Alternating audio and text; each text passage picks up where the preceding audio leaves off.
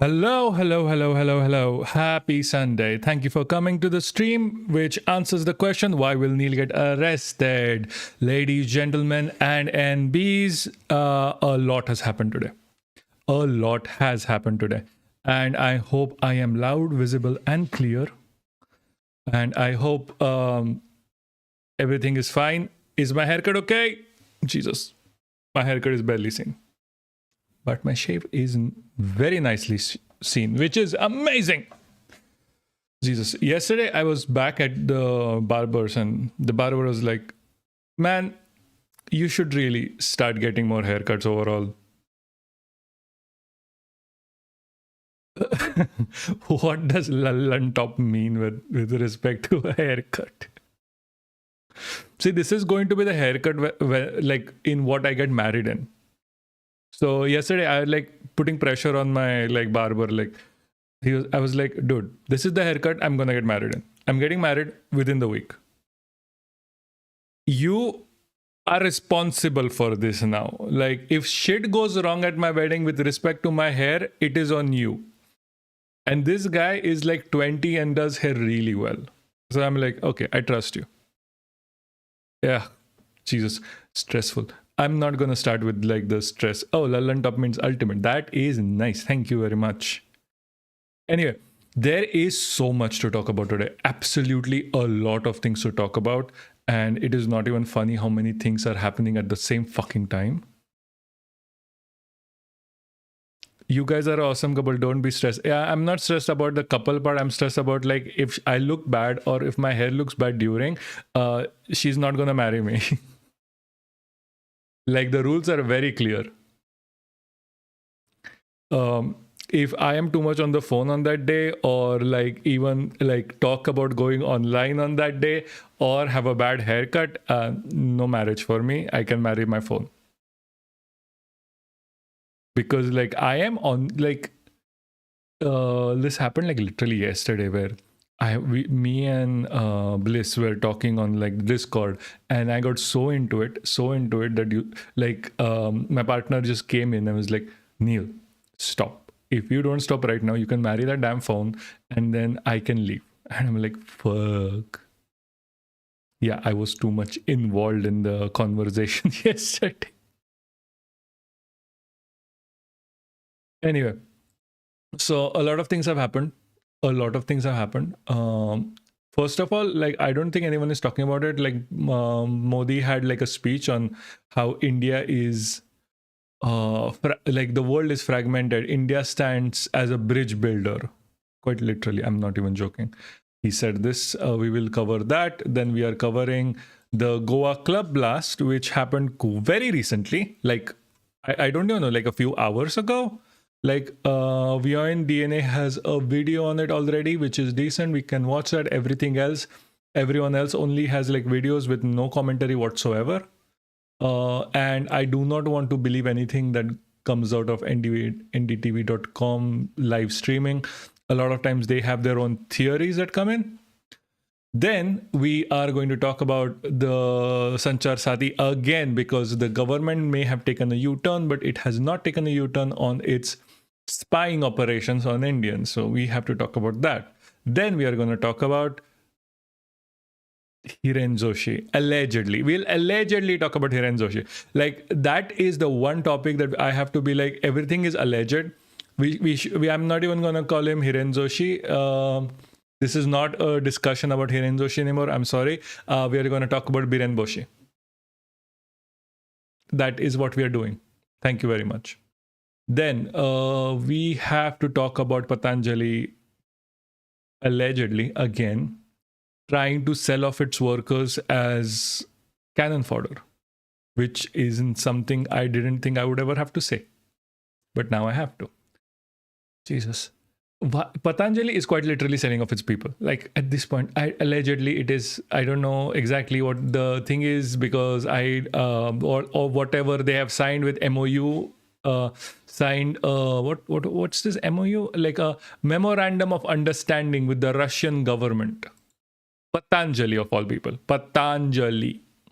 And then there is the airline thing that we are talking about. Indigo shut down, as we all know. We are all stuck in our fucking homes because we can't go anywhere, because the biggest airline service provider that provides around 60% of the entire airline market in India has shut down automatically on its own, and it does not look like it is like a problem, as they are saying, with management and Christmas and whatever. I think it is a problem, quite literally, with them saying like, hey, we can just stop everything because we are a duopoly and you depend on us, we don't depend on you.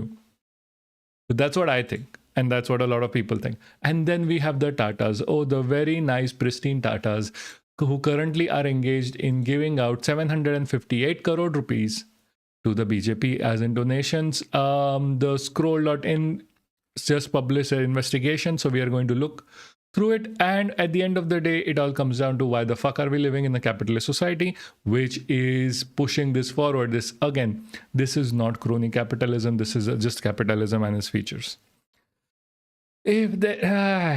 Jesus, there is so much today. Like, I can't even begin to conceptualize how much news just comes in India once, like there are days, quite literally, like last week, where there was literally zero news whatsoever. There was like Sanchar Sati on Thursday and there is nothing else.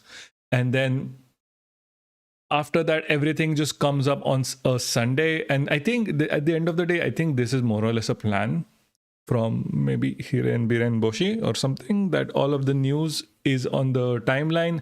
So everyone, like, they can't claim, oh, we don't give the news. And they can claim like, oh, the news is all there. It's just so overwhelming for you to catch up because everything comes on the same day. People don't have the time or the place to even think about what the news is going on about. So yeah, that is honestly my thoughts. Anyway, like the stream and share, please. Kindly share, because we have 3 people. We can expect a bit more, I think. So until then, you can ask me any questions you want. And then after we start, we will start. Because we are in a time crunch right now, because what is happening is that there's so many news, there's so much to talk about, and I am not even covering the entire thing that there is to talk about. I'm only covering part of it. And Jesus Christ, by the time that this is going to make the news cycle, by the time all of this news is going to actually seep into like Twitter, like WhatsApp, whatever, it is already going to be too late. Seriously, it is already going to be too late. They have pushed so much news forward. Oi kurde. Jesus, hold on. I fucked something up again.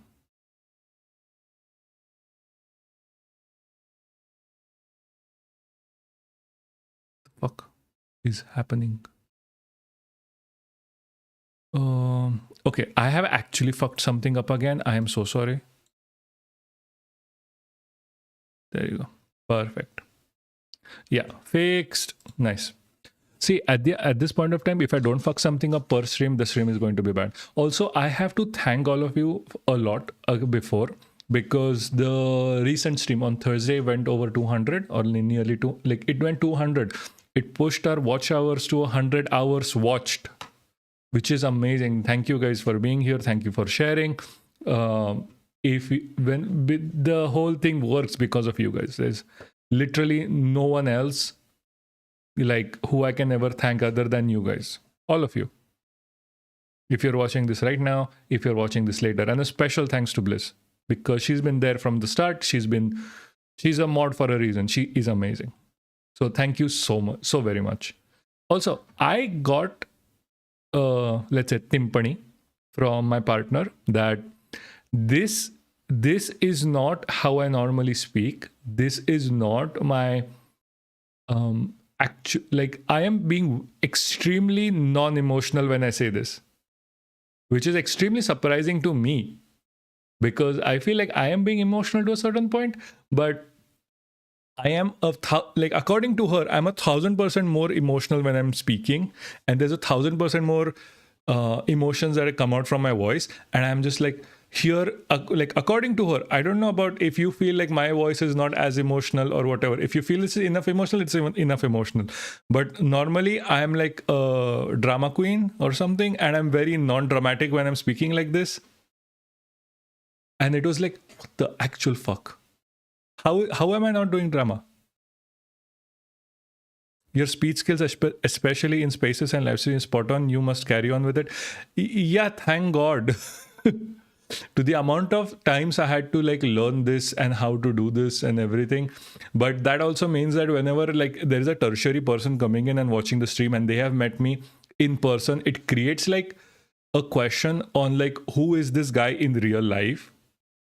Because in real life, he is like extremely emotional, extremely dramatic, extremely like having emotions on like the top of his sleeves, where he'll just cry about anything, he'll laugh about everything, he'll randomly start laughing over anything. Again, I have ADHD, so that comes off, and she looks at me like I'm an alien when I'm doing this, and it's like, it's weird. It's actually weird.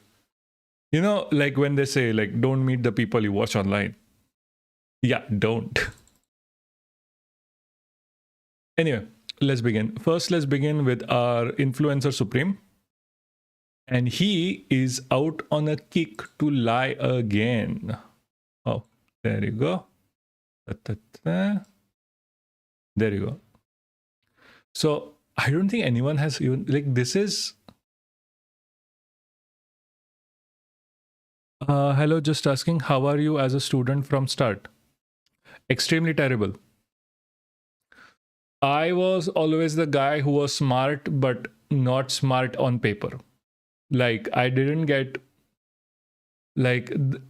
marks basically. Like if you give me like an extremely complicated calculus equation, I would do it in my brain, but when it comes to writing it on paper, I would be absolute shit. It is still the same way. If you give me an like mathematical or like a question or like something to ponder over, I would be very fast about it, and I can answer you probably like not the correct answer per se, like, but at least my perspective of it or an opinion of it, or if it's something within my scope of interest or my scope of like, what's the word for it? Scope of understanding, like something that I've learned, like something right now, let's say a question in marine biology, if you give it to me, or like a question in mathematics, sometimes in physics, I can give you the correct answer like immediately.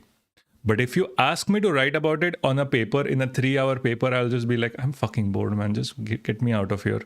That was with me with especially math and geometry. I can be like, I see the question, I write the answer. More or less, kind of. But if you ask me to write the goddamn steps, the goddamn fucking steps, I will not be able to. My brain is running at like, I'll give, and like worst things of this is quite literally is because my handwriting suffers because of it. Like I have the ADHD handwriting, which means it is basically dip an ant, put it on a paper and let it run around. That is my handwriting. That is quite literally my handwriting, because my hands cannot keep up to how fast my brain works. That's why I prefer talking. Check out protagonist's timeline. Why? What is happening? Talking about marine biology. Okay, protagonist. Where is protagonist? Protagonist. Okay, timeline. Woman lives mid argument. In reality, frightened this. 1.5% climate agreement target too high for polar sheets. Sea level rises. Is that the one?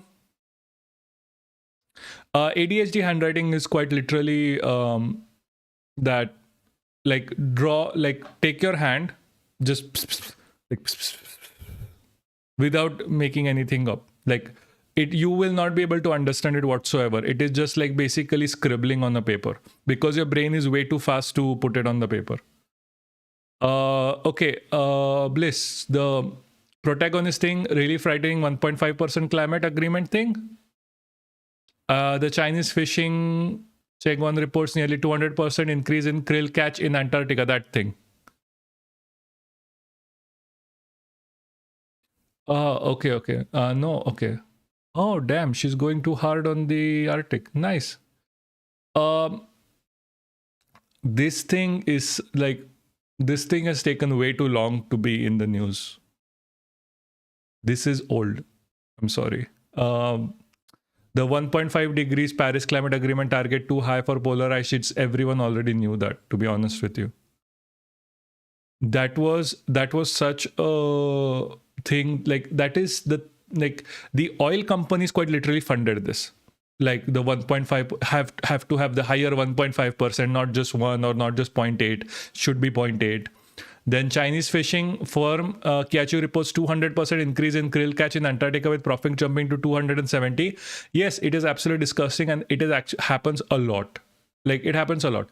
Like the Arctic comes under the Kamlar Agreement, which regulates how much bycatch and how much catch you can actually have. Catch is the amount of things you can catch. Your bycatch is amount of extra things that are caught within your net. So them going 200% is absolutely shit. It is going to affect literally everything. Krill affects everything. Like krill is one of the things that are responsible for removing zooplanktons. They are responsible for feeding whales. Whales then are responsible for whale falls. I will explain whale falls when we come to it. And whale poop is also extremely important through it for nourishment of the Arctic. So this is going to affect whales, especially penguins. Penguins mostly eat fish, but fine, they don't really eat krill. So this is going to hamper southern right whales, especially southern right whales. Southern right whales, a blue whale, any baleen whales mostly. 60,000 African penguins starve to that after sardine numbers collapse as humans take their food and leave them to starve. That has been happening for a very long time. Again, the catch agreements are not being followed anymore, which is a huge issue, especially because America has left a lot of these initiatives. Yeah, it is extremely sad. I mean, I'm not really too sad about penguins, but anyway, I'm not going to go into that point. It is extremely sad. It is extremely bad. I can explain it like in detail someday. And the worst thing is it's going to affect whales. Like the right whales, like I'll tell you this, the southern right whales are already near extinction, especially because of them being like caught during the 18 and 1900s for whale oil and still being part of like caught in like lobster nets, caught in like just general netting and whatnots, and they die very fast and they're huge. So it is extremely sad for southern right whales, and they perform one of the best ecological initiatives there is, which is eat krill, poop out nutrients. And whale poop, and I'm not even joking, is one of the highest nutrition sources within like the open ocean. The open ocean literally has nothing, but we need that, which gives rise to a huge number of planktons. And people will tell you, oh, the like lungs of the earth are like the Amazon, the trees. Fucking bullshit. Fucking bullshit. Trees are quite literally like dogle cheeze. They will breathe carbon dioxide in the morning and then they will breathe oxygen at night. So they are just like self-sustained. Unko kuch farak nahi padta. Anyway, photosynthesis through trees is extremely inefficient. So the actual lungs of the ocean, lungs of earth, are the planktons. And because of high amount of bycatch within krills, within like death of whales and like collapsing of the ecosystem, we are going to run out of air way faster. You can have all the trees that you want, but without planktons, you are out of luck. I'm sorry, that is never going to work. Anyway, we have to move on a little bit. Sorry. While this is my subject of interest and my subject of research, we are still moving on to Modi. Fucking Modi. I start talking about marine biology, half the people left. Anyway. So Modi, this is quite literally like Modi being lying, basically. This happened like very recently. on the 6th at 8:07. So like how many hours ago? Like 24 hours ago. अनिश्चितताओं से भरी हुई है, लेकिन अनिश्चितताओं से भरे इस दौर में Here only? What? हमारा भारत एक अलग ही लीग में दिख रहा है। भारत आत्मविश्वास से भरा हुआ है। जब दुनिया में स्लो डाउन की बात होती है, तब Bharat He's just straight up lying at this point. Like people really look at this and be like, oh my god, like India is doing so great while my prices of everything are going so high, and I am on like the 7th month where I have not been paid by either the government or my employer. Do people actually look at this and like, oh my god, we are so great? Bharat growth की कहानी लिखता है।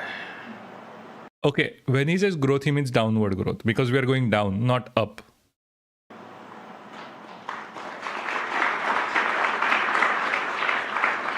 जब दुनिया I में had to see a extremely UC crowd. That was that. That was a crowd that you get when you have like an exclusion party of all the rich and famous, and like no one else. All only corporate interest. Bajpayee only lie. I would be surprised if he ever speak truth. Well, sometimes he says like good morning to people, I think. Maybe that works. Trust की crisis दिखता है, India. तब Bharat trust का pillar बन रहा है। Okay. No. No. We are fact checking this live. I am Googling this because I should have watched this very carefully before.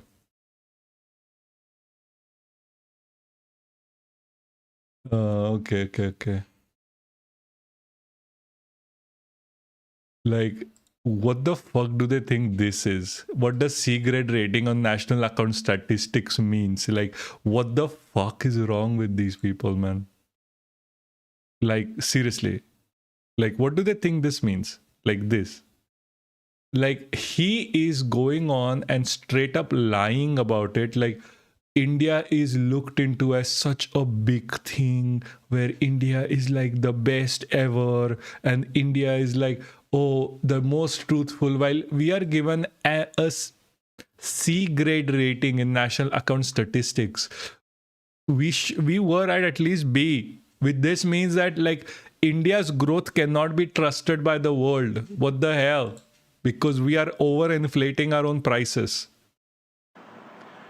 जब दुनिया फ्रेगमेंटेशन की तरफ जा रही है, Yeah, like India is not getting fragmented into Hindus, Muslims, Dalits, and whatever for your fucking vote bank. तब Bharat bridge builder बन रहा है। Okay. This is so ironic for him to say like Bharat bridge builder ban raha hai when every single bridge has fallen. Every single bridge that the BJP has made over the past few months has fallen or has holes in it. Or there are bridges that have flooding on the bridge. Like, explain to me how that happens when all you need to dig a hole at the side and your bridge won't flood.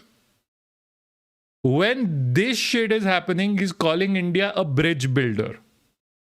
So I don't think he's lying. He's lying, not lying like this is not straight up lying. This is lying by omission.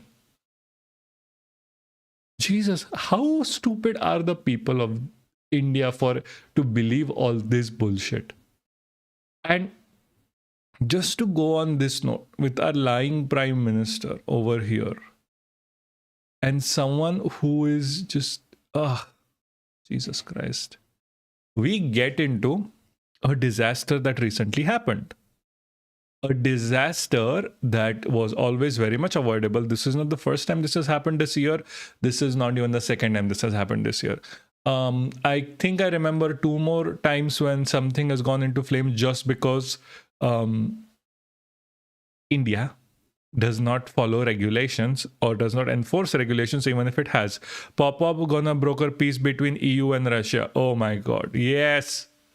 Popov is the greatest ever. He's gonna save every one of us, and then every one of us is gonna come back to India and celebrate. Oh my dear Popov, you have given me such grace.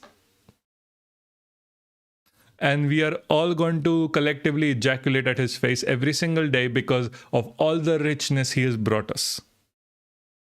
And there is going to be no strife, no religious tensions, nothing whatsoever. At least not in the media. Story we're tracking for our viewers is coming from India, where a massive fire at a restaurant cum club in Goa has left at least 23 people dead, including 3 women. The report said that some tourists were among the dead in the fire, which broke out in Arpura village in the North Goa district.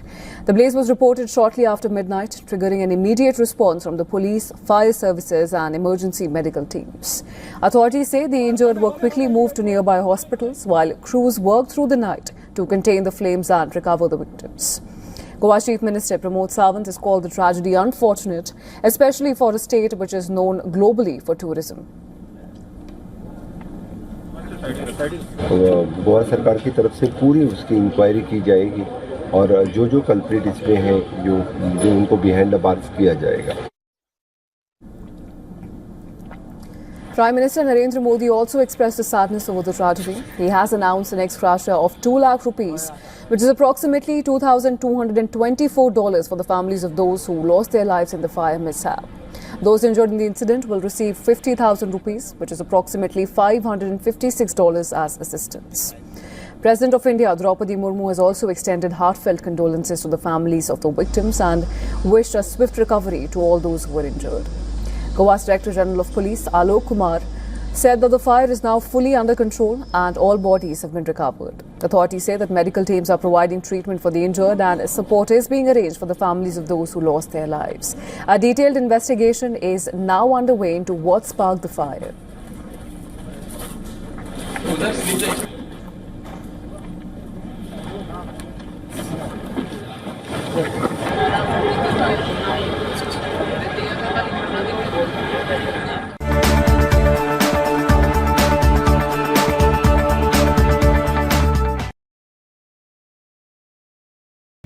So we did not know what happened.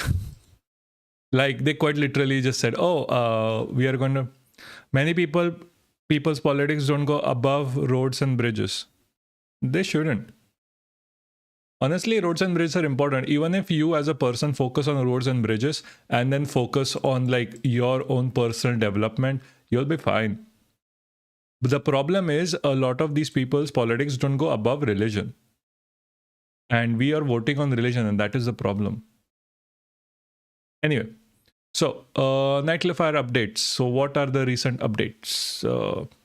Shacking belonging to owner of Goa shack belonging to owners of Goa nightclub. So they're quite literally making everything, like shutting down everything the people own. Two brothers among 3 Jharkhand workers dead in Goa nightclub fire. That is sadder. 2 brothers, Pradeep and Vinod from Fatehpur village in Lapung and Mohti Manda from Govindpur village in Kunti district of Kara block died in an incident, their families told PTI. Fagu Mahato, elder brother of Pradeep and Vinod, said they learned of their deaths around 3 a.m. after one of the relatives in Goa called. Oh, that is absolutely terrible. Vice President condoles deaths in Goa Fire Club. Jesus, that's a lot. How did this happen in the first place?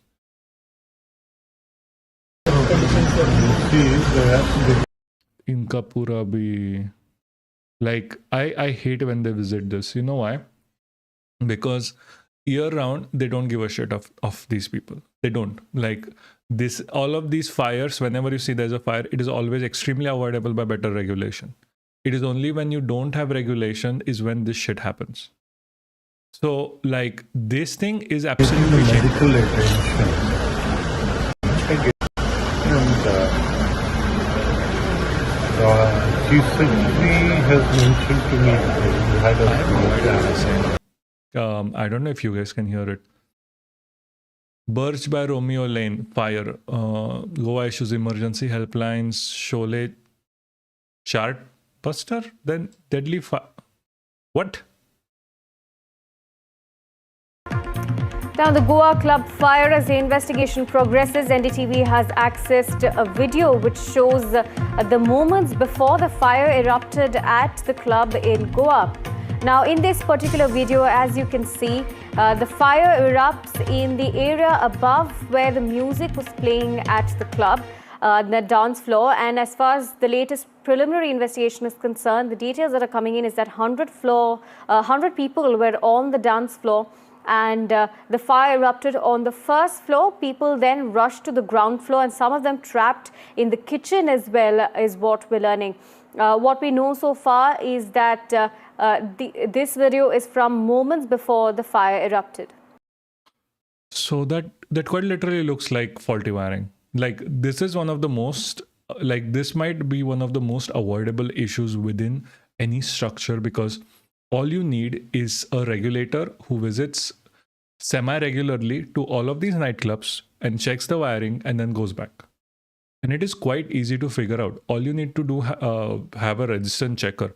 Like, if there is within one line, if there is an increase in the resistance from point A to point B, you can find it and be like, hey, this is a point of failure that you need to change or you need to do. But most of these people, like nightclubs, will pay a lot of money to generally the panchayat or whoever the governing body is, and they get away with it. So, like, they don't have to follow regulations. And when someone dies, it is extremely sad. It is extremely sorrowful that someone has died. The governor comes in and cries for like 5 minutes, and then it just like, oh, I'm so sorry, this happened. Like, oh, we are issuing like 2 lakh rupees, etc., to every single person. But ghanta, person has died. Who gives a shit about 2 lakh rupees at that point? What should happen ideally is that you should have regular checks from people coming in to check out these establishments if something or not is wrong or not. It's not that hard. Every other country around the world does it except for India. I mean, not every other, but most developed countries or even developing countries do this. Extremely avoidable tragedy. Extremely avoidable tragedy. This was not someone coming in and like bombing the place or like starting a fire and without knowing that there should be a fire. This is quite literally extremely avoidable as it seems right now. There was this theory, I guess, that I read recently, that like this fire was due to fireworks, and it's still a regulatory issue. Why was there fireworks in the place anyway, if that is true? And why is case filed against nightclub owner, general manager, chief minister says they will be arrested. Fine, but why? All you need, like, you should have a case against the regulatory body who's supposed to be checking for, you know, if the nightclub is good or bad, because they were clearly not doing their jobs. Whenever you get food poisoning at a restaurant, it's not just the restaurant owner's thing, it's also the regulatory body. Because if they are not doing their job, this shit happens. You're not supposed to allow these things to happen as the government. And also a government of a place that is extremely high on tourism. Like, how much % of money does tourism make for Goa? And you let shit like this happen because these people, like owner, just pay your regulatory body, get them out of jobs, man, at this point. You don't need this. Like, this is extremely avoidable, especially in like a very small and still developed place like Goa. Like, you have quite literally hundreds and thousands of people coming into Goa nearly every single day. All you need is better regulatory bodies. All you need is better regulatory bodies. I don't know how many times I'm supposed to say this for people to finally understand this. Like, what is the point of this guy closely reviewing the situation after the incident has happened? You should be taking care of the people immediately. Like, shit like this should be on your radar before shit goes wrong. This was the same conversation we were having with air pollution. Why is it that all of the regulatory bodies are awake when after air pollution has reached over 500, not before? Because you can control the air pollution a lot well if you start early. You can have air quality index at 50 in Mumbai if you just start early. But no, वो नहीं करना है, because we have our capitalist masters that we need to please. They need to make money and fuck the normal people. This is why I say we should really come out on the streets, especially because of this is systematic violence. This is systematic violence by the government just by ignoring their jobs. We die when they ignore their work. You know, the best governments are the ones that even with a strong media, you don't get to hear shit like this about. The best things like this should not be in the news because they shouldn't happen, because the government should solve these problems immediately. It solved these problems immediately in every single other country. Why not in India? Like, seriously, why not in India? The answer is clear, because Indian people have stopped asking for these things. Like, tomorrow, if the people of Goa are not on the streets, tomorrow, if the people of Goa are not asking for better regulations in tourist specific locations, because most of their income depends on tourism, these things are never going to change. Goa is still going to go on as it does. And we, as people, are going to suffer as we are. That's the problem. Anyway.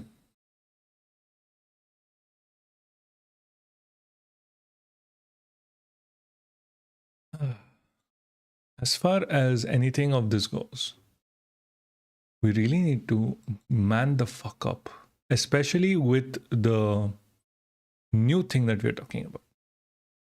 The newest thing here that is happening is government took a U-turn with the Sanchar Sathi app, and thank God it did, because it was something absolute bullshit. It was something that should not have taken place in the first place. Like, seriously, should not have happened. No matter what happens, no matter how things go, this app should not have been released. So thank God it took a U-turn. But it only took a U-turn on removing the mandatory pre-installation of Sanchar Sathi app. It still has some of these companies pushing this app directly onto your phone.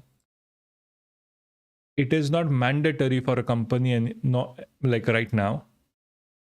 It is not mandatory for a company right now to put this app directly onto their phones, like Apple, Samsung. But they can still choose to do it, which is a problem, because it is the same issue, just packaged nicely. The government still wants to spy on you. The government said on pre-installation Sanchar Sathi app, the government, with an intent to provide access to cybersecurity to all citizens, that mandated pre-installation of Sanchar Sathi app on all smartphones. The app is secure and purely meant to help the citizens from bad actors in the cyber world. It helps the Bhagirdari. Okay, the public share. It helps in public share by all citizens in reporting such bad actors' actions while protecting user themselves, while collecting your data, location settings, and everything else. There is no other function other than collecting people's data, because it literally asks you for the functionality other than protecting its users, which is bullshit. And they can remove the app whenever they want. Then why start with it? So far, 1.4 crore users have downloaded this app and are contributing information to 2,000 fraud incidents per day. The number of users have been increasing rapidly, and the mandate to install the app was meant to accelerate this process and make the app available to less aware citizens easily, which is absolute bullshit as a response to this. This affirms the faith in citizens of this app to blah, blah, blah, blah, blah. See, they just don't stop lying. This point, I wonder, like, seriously, like, I don't want to use that word, but it is such an appropriate word for them. Like चूतिया समझ के रखा है क्या? Which is extremely casteist of me to say, apparently, which I didn't know growing up. Like, for fuck's sake, what do they think of Indians? Like, they are just going to accept everything you say, even though, like, there is mounting proof right in front of us? Obviously, fucking not. The Department of Telecommunication issued the directive on November 28, 2025. And, like, the directive was extremely secretive. It directly went to the company manufacturers, not anyone else. So we covered this on the last stream. Go watch. Yeah, fine. Why push it in the first place? But then, after this happened and we were celebrating for a day, what ended up happening was that India weighs greater phone location surveillance with Apple, Google, and Samsung protest. Like at this point, if we are depending on like Samsung and Google to protect our privacy, it is already fucking far too late. We need to start doing this ourselves. India's government is reviewing the telecom industry proposal to force smartphone firms to enable satellite location tracking that is always activated for better surveillance, a move opposed by Apple, Google, and Samsung due to the privacy concerns, according to documents, emails, and 5 sources. A fierce privacy debate erupted in India this week after Prime Minister Modi government was forced to rescind an order requiring smartphone makers to preload a state-run cybersecurity app on all devices after activists and politicians raised concerns about potential snooping. For years, the Modi administration has been concerned its agency do not get precision location when legal requests are made to telecom firms during investigations. Under the current system, firms are limited to using cellular towers that can only provide an estimate area location, which can be off by several meters. Who the fuck cares if it's several meters? The Cellular Operators Association of India, COAI, which represents Reliance's Jio and Bharti Airtel government, BSNL is government, Reliance is basically government at this point, has proposed that precise user location should only be provided if the government orders smartphone makers to activate a GPS technology which uses satellite signals and cellular data, according to the June Internal Federation IT Ministry email. That would require location services to always be active in smartphones with no option for users to disable them. Apple, Samsung, and Alphabet, which is Google, have told New Delhi that should not be mandated, said these 3 of the sources who have direct knowledge of the deliberations. A measure to track device-level locations has no precedent anywhere else in the world. Lobbying groups, India Cellular and Electronic Association, ICEA lobbying groups are ones that directly pay the government, which represent both Apple and Google, wrote in confidential July letters to the government, which was reviewed by Reuters. The AGPS, automatic GPS, or what was this? Anyway, network services is not deployed or supported for location surveillance, said the letter, which added the measure would be a regulatory overreach. Obviously it was. Like, your location, your government does not need your location. I'm sorry. If anyone tells you otherwise, they're lying to you. Dedicated surveillance devices. India's home minister has scheduled a meeting on just leave your phone at home when you go do something sketchy. Yeah, no, that is not happening. What the fuck, dude? People are already leaving their phones when they do something sketchy. I'm not sure if any one of those sketchy people are carrying their phones in the first place, mostly because they're too poor to have cell phones. The other thing is, like, this is not to target like sketchy people or sketching things. It is to target normal people. People who say shit against the government and just like target them directly. That was the Sanchar Sathi. This is the step ahead, because they are going to be like, oh, Sanchar Sathi now is not mandatory by the government, but all of the companies are just preloading it anyway, except for maybe Apple. I know Jio is like, I think one of those people on Twitter said like, oh, Jio already has preloaded Sanchar Sathi into its phones. At this point, no policy decision has been made by the IT or Home Minister. Taking advantage of AGPS technology, which is typically only turned on when certain apps are running or when the emergency calls are being made, could provide authorities with location data precise enough that the user can be tracked to within a meter, according to technology experts. This proposal would see phones operated as a dedicated surveillance device, said Yunad Ali, a digital forensics expert associated with the Britain's Institute of Engineering and Technology, which is what is at the end of the day the point of doing all of this.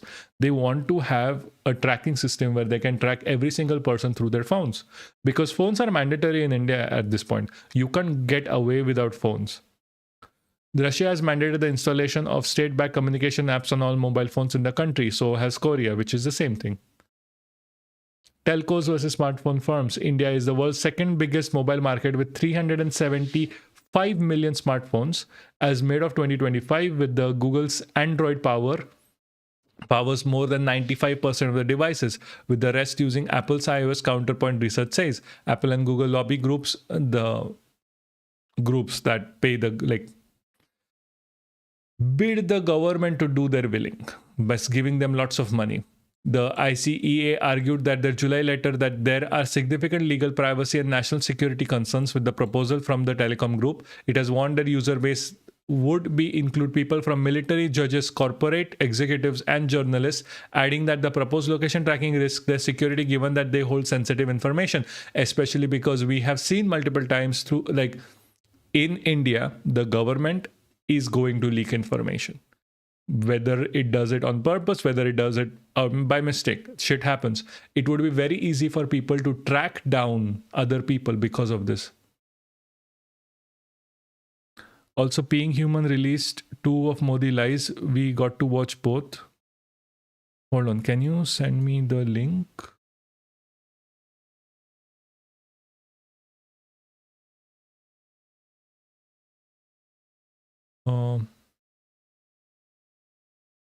Top Modi Fails Part 2. I just want to... Hey, what's your opinion on Raghav Chadha asking to ban 10-minute delivery apps? Yeah, ban them. That's a good thing. It is bad for everyone. Like 10-minute delivery apps are bad for everyone.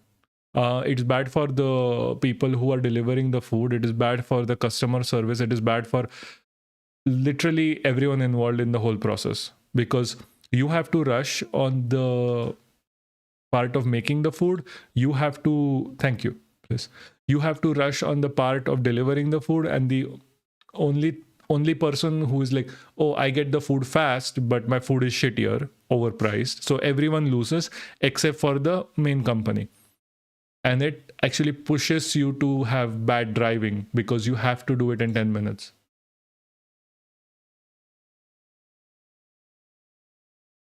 Okay, I'll check you later, Billa. Anyway, yeah, so it is quite decent to have like a ban on 10-minute delivery. 10-minute delivery should be like illegal. Like you take more than 10 minutes to go down your own house. How do you expect someone to come to your house in 10 minutes? Not just that, but also make the food beforehand. Like, we should normalize waiting at least 40 minutes for your food.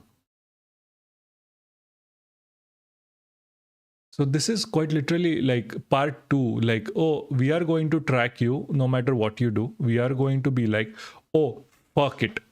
Like, if, okay, Sanchar Sati has not worked the way we wanted to, but we are going to still push it for everyone. We are going to make it like still mandatory without calling it mandatory. And now we want your location data. That is what is happening right now. If any of those journalists or anyone with actual information do not delete this app, it is going to be hell for them, because the moment they say anything against the government, they are going to be targeted, because now they have your direct location, now they have your information from your phone. And if the government leaning companies like within like Google service or Apple or whatever, like Jio already is, makes it mandatory for you to have this app, and then you can't delete it because the government has made it non-mandatory for pre-installation. The companies can still take the initiative. Never forget. The companies are not that good. Like, they are looking for profit at the end of the day anyway. So if they have made it mandatory, it is still a surveillance app. Maybe they didn't go directly the way normal people would have thought they would, but it is still as bad as before.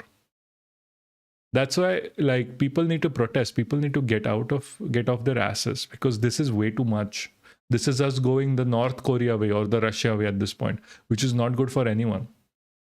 We need to have a democracy at the end of the day, because without one, our lives are going to be shit. There's going to be a mass genocide of people, that the undesirables in India, which is obvious, which is what they're trying anyway. And the list of undesirables keeps going shorter and shorter. So everyone is going to be targeted anyway. Plus, it is not even good for the normal people, because, like, when you have an authoritarian regime, it chooses to focus more on the top than the bottom, which means that the rich people are going to get richer and stronger and more, politically active and richer, and have their fingers in everything, like we see with Adani and Ambani right now. They, like, you cannot avoid like a Reliance product or a Adani product in India anymore. This is quite literally an oligarchy. It's an electoral oligarchy at this point, electoral autocratic oligarchy, where you have, no matter who you vote for, it becomes like it's still the Modi government. And Adani and Ambani have their fingers and hands in everything. Now they are having their fingers and hands in nuclear power in India, because Modi wants to make India have more nuclear power plants and want to privatize it, which is especially a problem. Talking about this privatization, one of the issues that we see within privatization right now, that we have seen right like yesterday, is the Indigo shit. Like, the Indigo shit is blatantly such a response, because we have a duopolistic system in flights. So let's see what Faye D'Souza, who always says shit short of calling capitalism for what it is. I am sorry, but she always like, oh, we live in a capitalist society and we have to live in it, which is not true. We can always get out of it. There is always hope to not be part of this, but she is still an amazing reporter. All over, we have reports from every airport in India of passengers being stranded. Sorry, I listen to everything on like higher speed.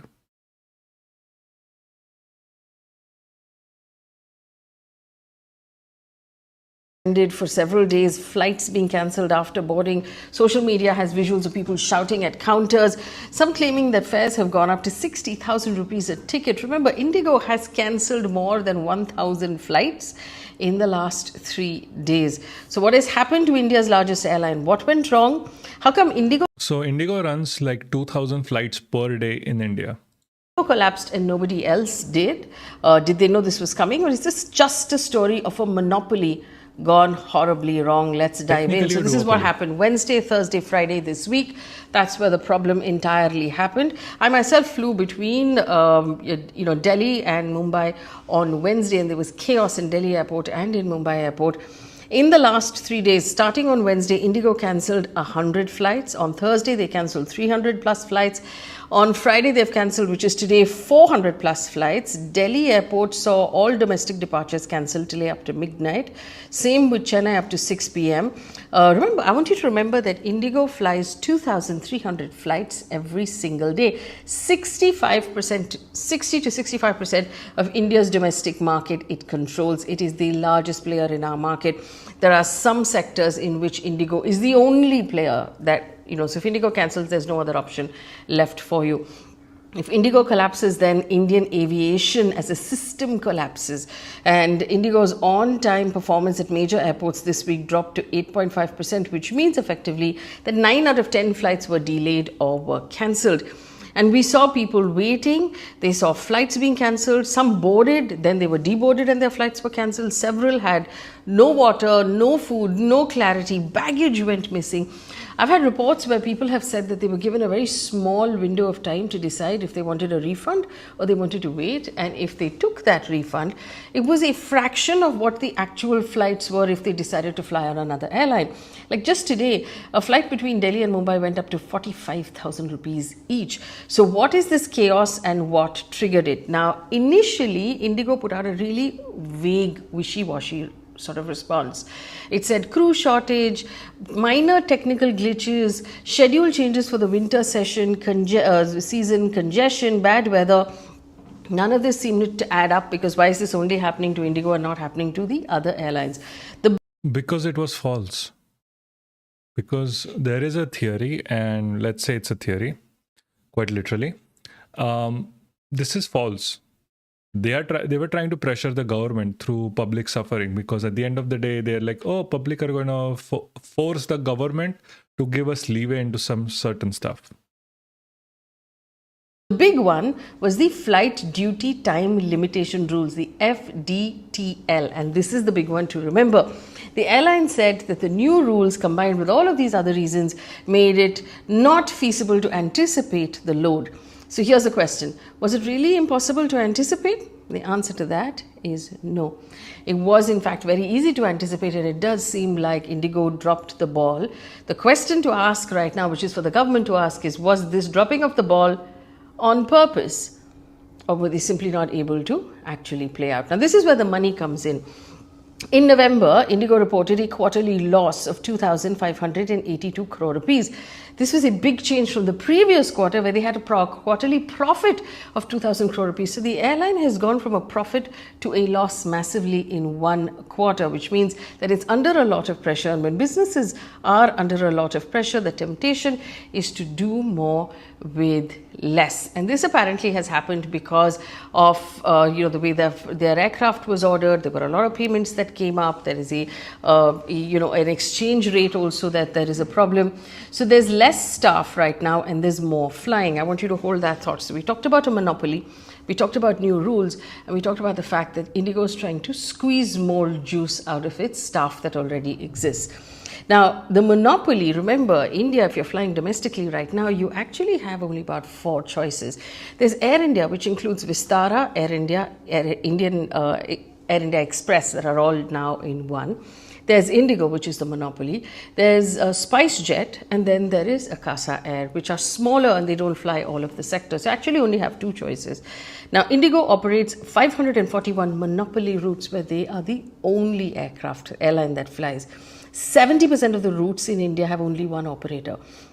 So if Indigo fails, the passengers have no alternatives. They're sort of like the Indian Railways in some of these places. And this is important, not just because passengers suffer, because the airline at this point knows that it is system critical, that if it doesn't fly, nobody flies. The whole thing comes to a grinding crash, actually, not just a halt.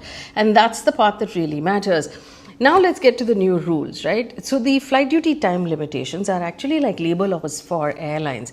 It basically tells airlines how long their pilots are allowed to fly, how many night duties they can do, which are much more strenuous than day duties, and how much rest they must get. And they're told to do this because apparently pilot fatigue is a major safety risk. If pilots are tired, obviously there's a likely chance that they will make mistakes. Pilots, like, you have to understand, pilots don't drive the plane anymore during flight. There are only 2 things the pilots have to do: takeoff and land, which are the most strenuous and the most dangerous aspects of any flight. Plus, they have to be continuously awake during the flight if anything goes wrong. Like, you are traveling through air at around 900 kilometers per hour. 900, which is extremely fast. You are in a zone that is 10,000 meters up and extremely cold on the outside. Shit goes wrong very fast. So they have to be aware, and they have to be very vigilant throughout this time. Having said that, pilots are still forced, especially in India, to do back-to-back flights, to have like no more than 6 it's like you have to have 6 landings at least per night, because they don't want to hire more airline workers. They don't want to hire more pilots because it's bad for the profit margin. Mistake. And remember, in India, we are only just recovering from a horrible plane crash that we had less than 6 months ago. And we want to make sure that safety is our top priority. So India overhauled these, these sort of labor laws for pilots, which is the flight duty time limitations. Hold your hat on. Huh? January 2024. 2 years ago, January 2024, after the government looked at global studies and reports, it showed that fatigue, there was fatigue because night operations and multiple landings, night landings were pushing pilots too hard. The airlines got 2 full years to prepare. And these were the key changes that they were asked. Now again, hold your hat, big one, more rest. Apparently allowing pilots to rest is a big problem. Earlier it was 36 hours a week. Now 48 to 60 hours is what has been mandated. There have been sharp cuts in the night workload. Earlier pilots were allowed 6 night landings per duty. Now it's a maximum of 2. Stricter limits on back-to-back night shifts, mandatory fatigue reporting and risk management. And these changes dramatically obviously improve working conditions for pilots and they improve safety for all of us who fly, because your pilot is not overworked and tired.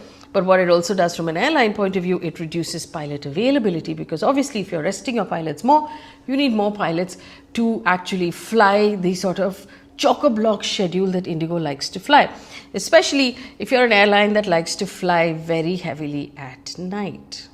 Sound familiar?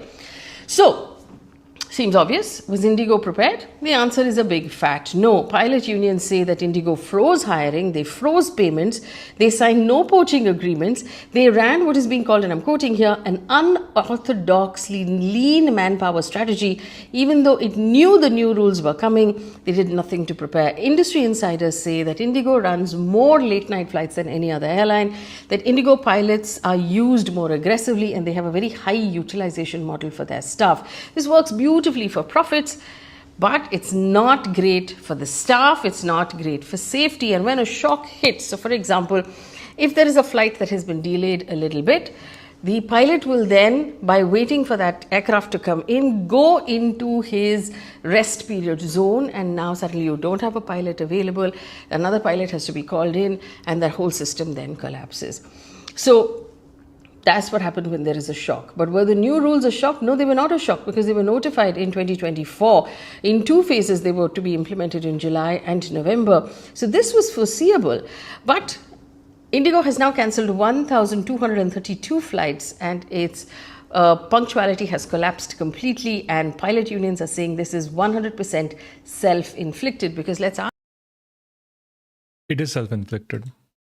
Because what they were trying to do is they're trying to push the government into relaxing those norms that we just talked about, because they don't want pilot safety. Like at the end of the day, we either lose as someone who are not going to get flights out of this country or into like within this country, or we lose by the fact that our pilots are completely unable to work because they're too tired, too stressed out to do anything.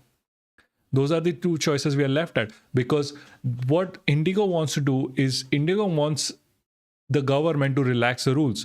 That's why it made sure to have this delays and cancellations without informing the public, because if the public was informed at home, which is extremely easy because you have apps, you can send a notification that your flight is going to be cancelled. It did not do that. It let them come there.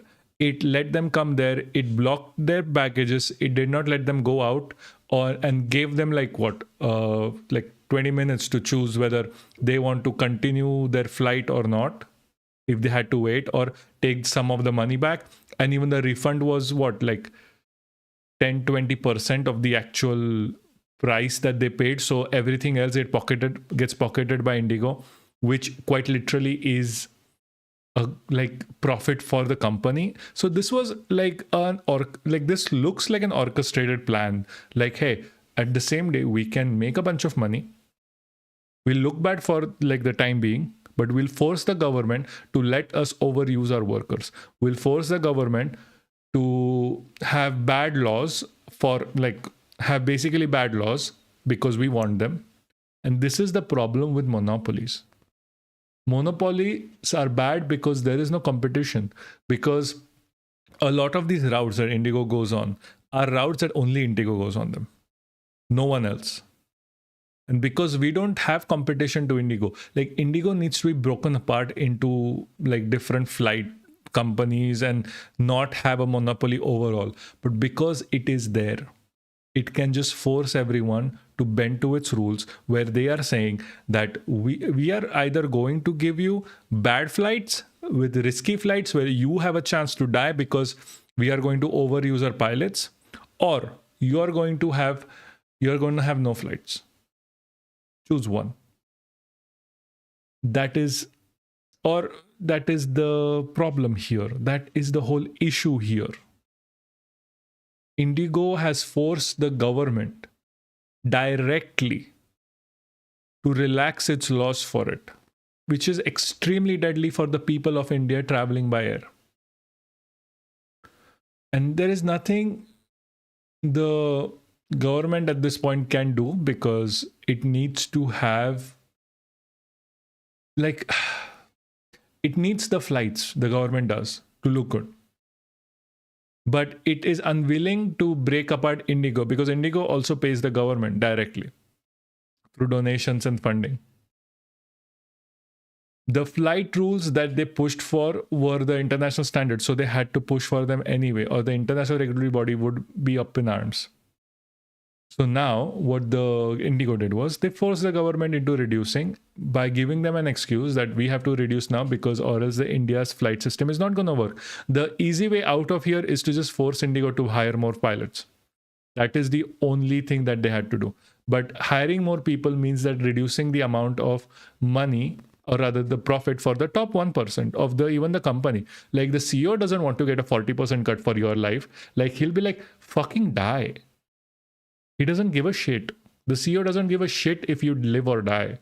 Like if you want to use the service, like 2 planes dropping out of the sky into literally anywhere in India doesn't matter. The Dreamliner crashing into the hospital does not matter to these people. What matters to them is like the shareholder value. What matters to them is like, oh, am I going to get like a 10-20% cut in my pay grade or a 10-20% rise? For them, they would have a monkey, right, like as a pilot if they could, just because it will save them money. They don't give a shit about your lives. One of the very things why we need to avoid monopolies, because companies are inherently evil. Inherently evil. They do not care about you. They do not care about anything that has like to do with you per se, or your safety or your well-being. They care about profits. That is the problem. And talking about companies, I'm really so doing good on like moving forward. Like, oh damn, talking about companies, we need to talk about allegedly Biren Boshi. Biren Boshi is someone who has been called out as the person who controls Godi media. There are rumors that says Biren Boshi will text all of the heads of all of the Modi media government channels, news channels, to what to produce the next day. So let's see how that went down. Where is this? No, not Patanjali. Yes. Hiren Joshi, the long arm of PM Modi. PMO faces questions as Joshi's rumored ouster coincides with the Prasar Bharatiya chief Sehgal's confirmed resignation. What is this from? I should read this shit before.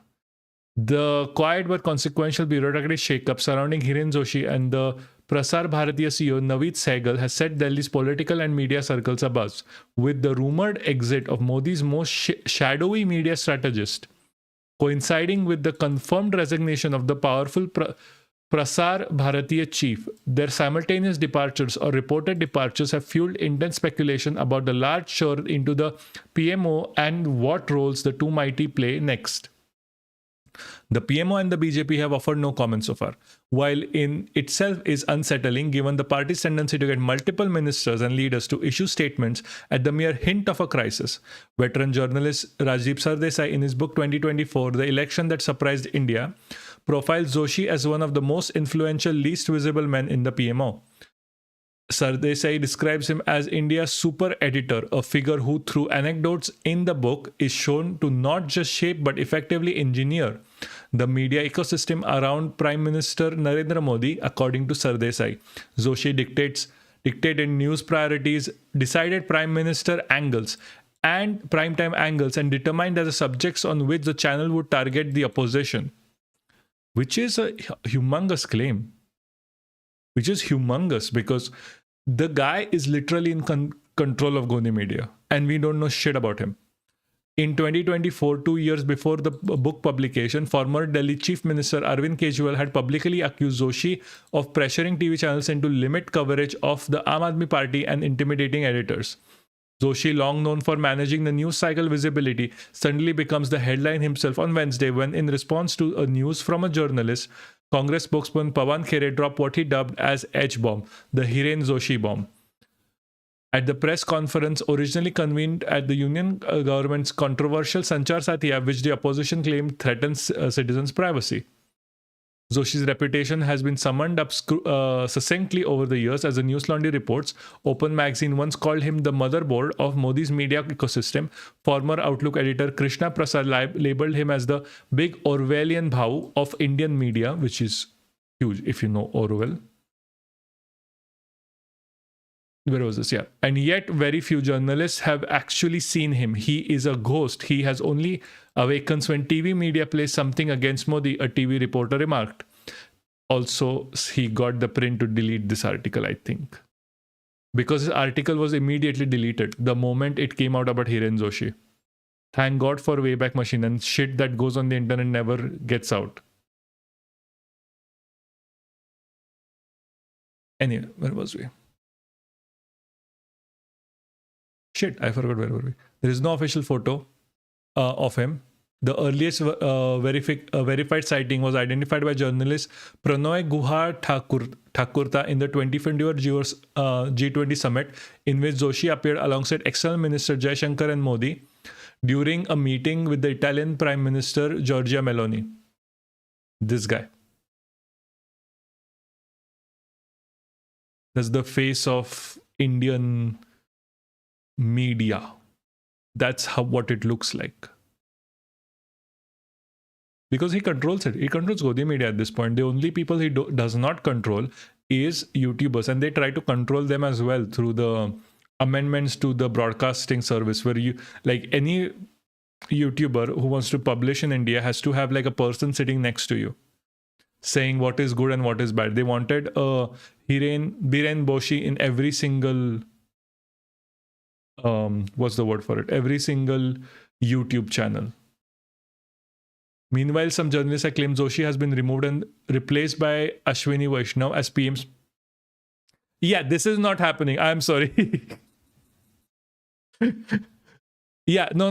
The journalists are wrong because it is not happening. Like, I'm sorry. I know this is an extremely serious thing to say, but like Ashwini Vaishnav as media strategist is not going to happen. I'm sorry. He is bad for his own media.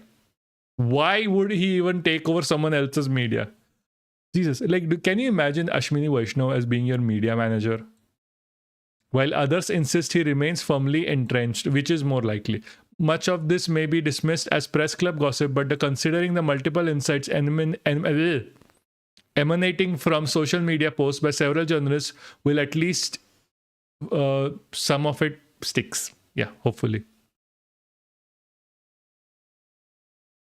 Ahmedabad-based journalist Dipali Trivedi offered, she's Ahmedabad-based, different angle assessment suggesting Joshi has been stripped of significant influence. She argued that Joshi, who began as a tech expert in Gujarat, has helped build Modi's digital image persona and translated the PM's dream of self-aggrandizement digitally. Sure. Joshi's original story is well known. Once an engineering professor from Bhilwara, he entered Modi's inner circle in 2008 after resolving a technological glitch at the Gujarat government's event. From Gandhinagar to Delhi, he established himself as Modi's digital architect, monitoring journalists and categorizing them by compliance. By 2019, he had risen to Joint Secretary OSD, Comms and IT, a role that effectively placed him above ministers, editors, and even the BJP's social media machine. He is the Godi in Godi media. Joshi is widely regarded as the PM's eyes and ears, credited with orchestrating online campaigns targeting Pakistan, Bangladesh, Maldives, Nepal, Turkey, and China, and for coining the long surfing term Vishwaguru.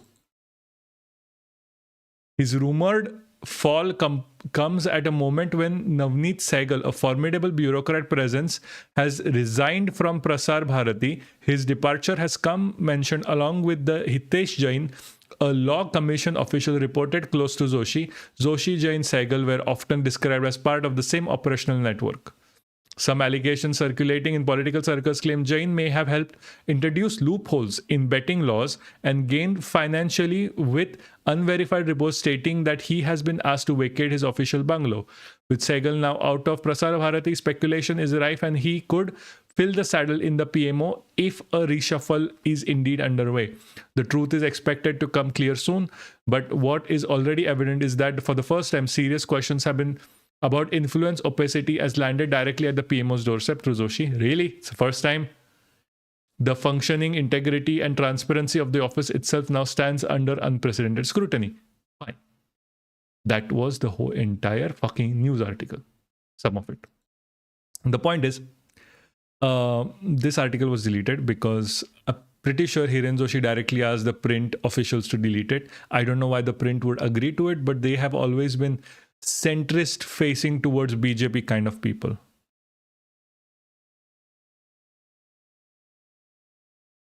Yeah, this is pretty much the same thing. What did let's check what was the thing that started this all.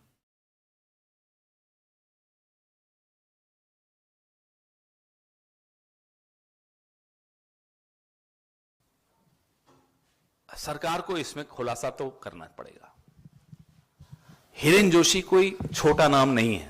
प्रधानमंत्री कार्यालय में सबसे मजबूत, सबसे ताकतवर व्यक्ति, जिसने इस देश के लोकतंत्र की हत्या में बहुत महत्वपूर्ण काम किया, आप लोगों को का गला घोंटने का बहुत काम किया है, और अब चर्चा में भी हैं।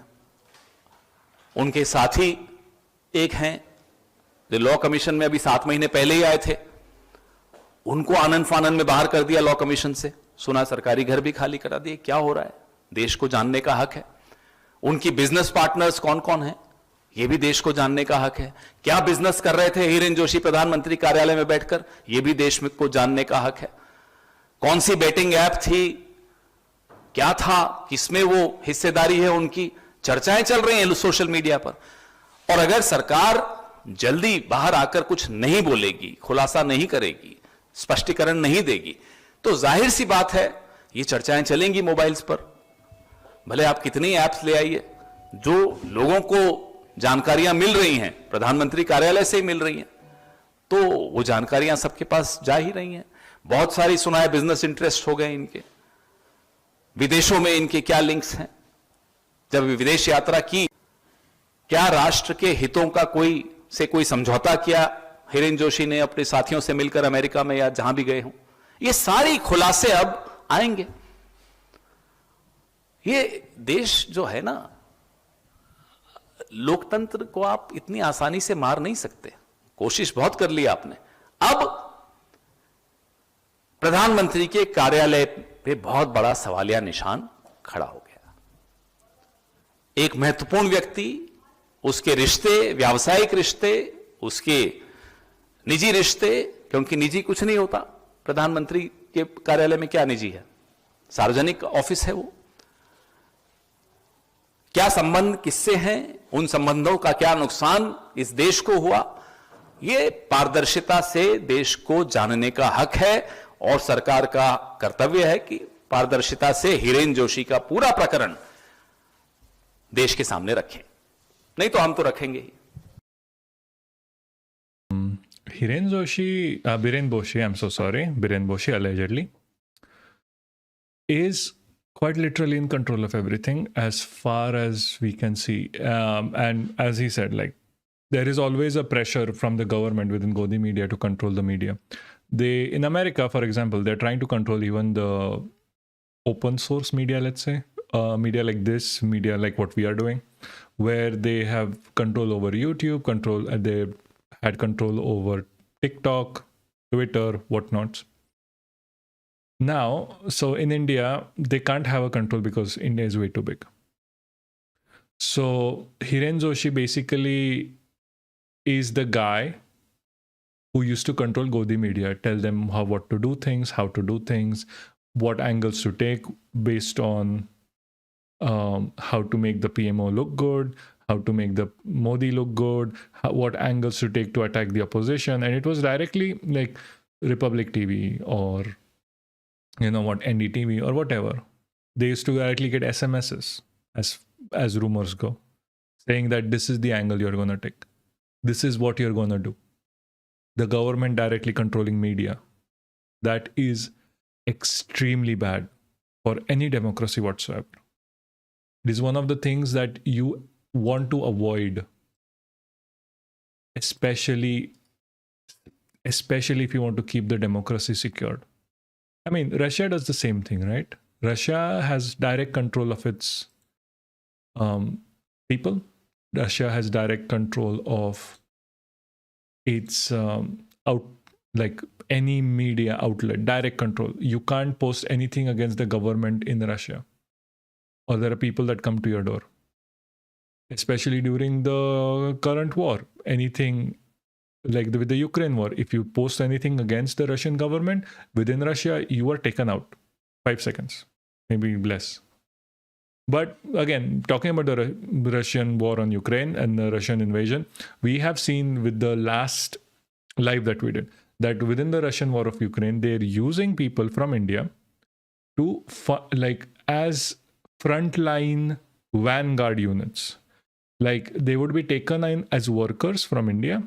44 workers are currently in Russia like that. There may be more. The 44 are the ones that we know about. And after which they are put on the front lines to protect, be as human shields for the Russian army. They are told to look there and fire untrained people just dying, because why not? Russia needs people to throw at, because it has been the Russian policy from the start where they will throw a lot of people. And now they have backing of Patanjali. In New Delhi, recently, this on the 6th, the Patanjali group, Ramdev, signed a MOU with the government of Moscow for supplying skilled labor and wellness services, which quite literally how they were recruiting Indians, first shadily, now openly, to go on the front lines and fight for them. Is there volume here? करना चाहते हैं तो guys, a big round of applause.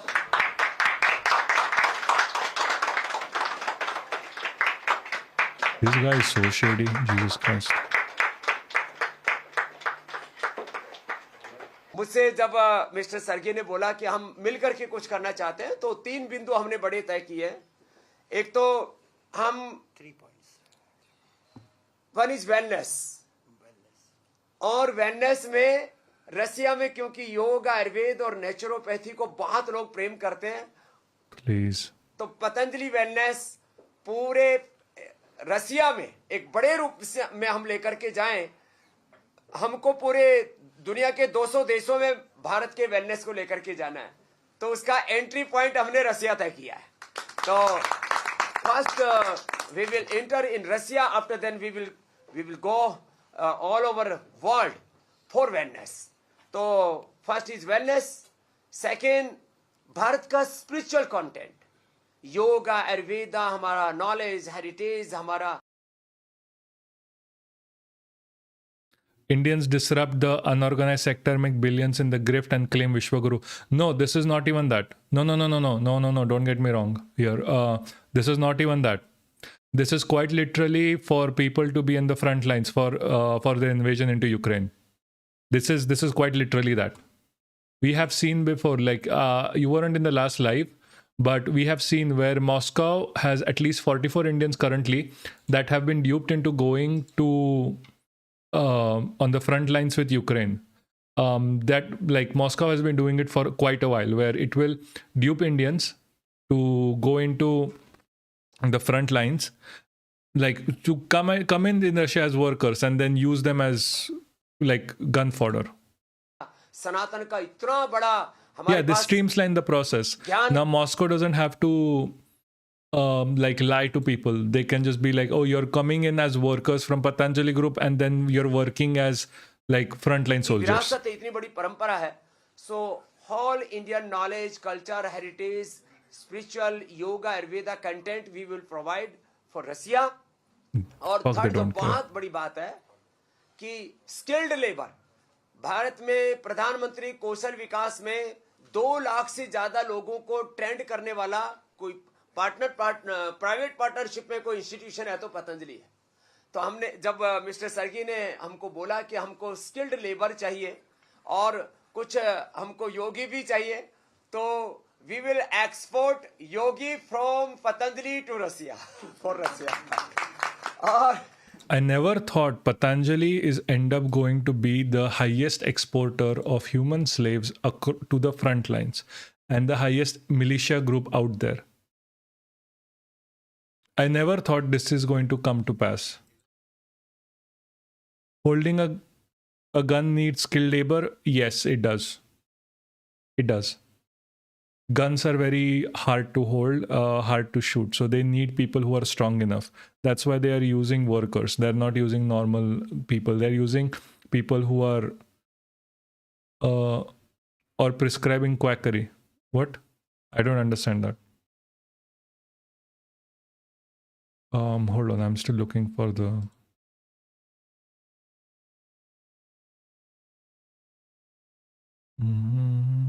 Yeah.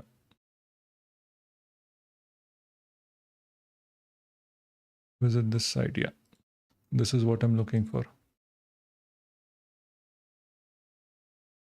So we saw this before. This is a rerun of this news article. We did this last time. Deceived and deployed. Russia recruits Indians as cannon fodder on Ukrainian front. It has been like Indians have been caught on the front lines before, where they were duped into being like basically Russian soldiers, where they get shot, they get harmed, they get captured as POWs, and they were just there as workers. They were not there to be part of the army. They never consented to it. They are forced into it.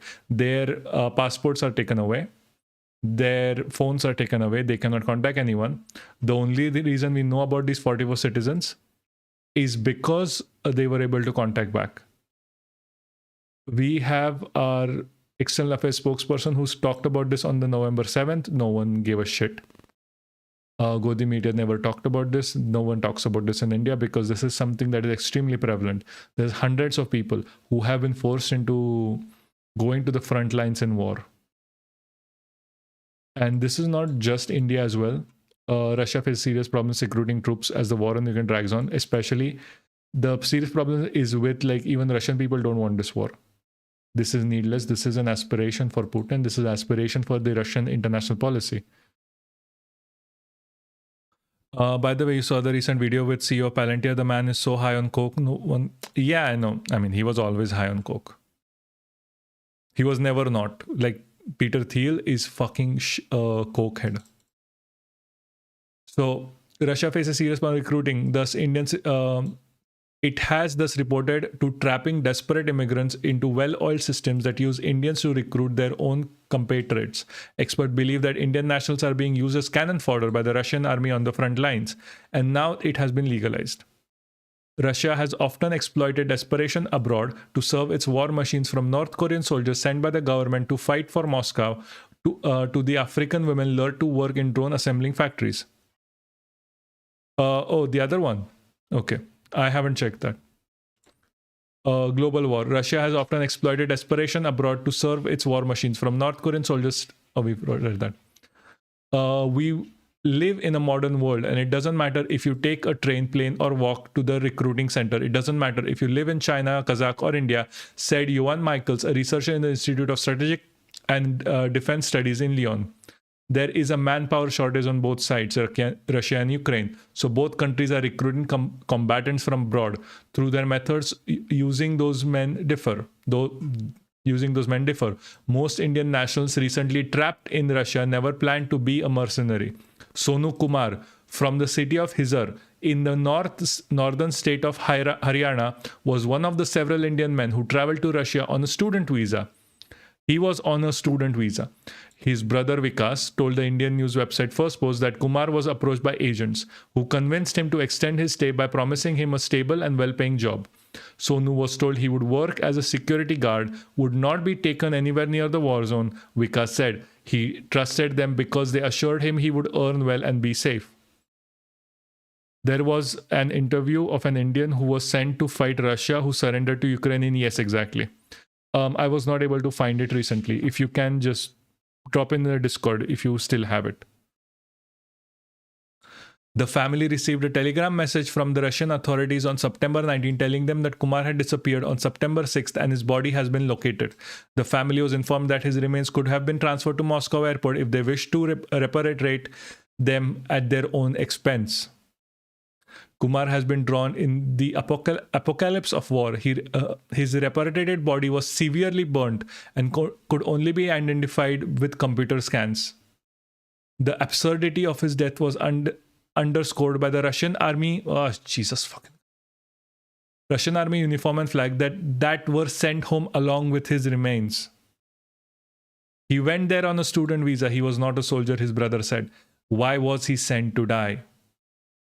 He was tricked into fighting and then used as bait. This is quite literally what is happening right now and is going to happen with the people. With the people who are going to go there as workers with Patanjali. They are going to be forwarded as bait for the Ukrainian army, so the Russian army can win, land, carry forward their invasion. Just because the Indian government wants to be goody-goody with its Russian compatriots, we are going to be, as people, especially the poor, the workers who have nothing more than what they want is to get some money for their families. So they don't die out of starvation. They have to go die for someone else's war without training, without ever agreeing to be part of an army, just going there as workers, just because the Indian government wants to be goody-goody with Russia. That is what is happening right now. Patanjali is creating a mercenary group out of workers. A mercenary group that does not have the idea that they are going to be used as mercenary workers. A mercenary group that does not have the training to be mercenary workers or ever thought they would ever be mercenary workers. These are not frontline people, but they are still being sent into frontline situations. Why, you may ask? Is because India wants to be goody-goody with Russian compatriots. Is because they don't want to lose support of Russia because they have already lost support of America and China was never in support. Because of the fucking amazing foreign policy that PM Modi is running right now. The only people that can help Indians are Indians. So if you as a person is not going to talk about this, if you're not going to raise a voice against this, I'm sorry, someone you know is going to be sent out for war that you never asked for, a war that you will never even have thought could be so bad. Your family members at the end of the day are going to be the ones that are going to burn. They're going to face shells and bombs and guns that they never asked for, when they only asked for was a way to feed their families. They're not going to be told that they are going for a war. They're going to be told they're going to make bridges. And the bridges that they're going to end up making are the ones on the front lines. They're going to be used as the vanguard unit for an army that doesn't even want to be there. They're going to be killed for someone else's will, for a man's aspirations to gain control of land that he never owned. And they're going to die like they have lived. For nothing. Unless you and I can have the respect and give the respect to them to actually talk about this and force this government to not let this deal go through, where people are not sent to die in Russia. But unless we don't do that, there's nothing's going to change. So please get up, and talk about this. Thank you so much for coming to the live. Today we are ending here because there is no way I can go on more after all of this. Thank you for being here. Please subscribe, please share. All of this is going to be hopefully published again as videos. I'll be sure to publish the one where people are sent to die. Thank you for coming. I'll see you on Tuesday, hopefully, but definitely on Thursday. No, Thursday, I'm getting married. Jesus. I will see you next week. Thank you for coming. Guys. See ya.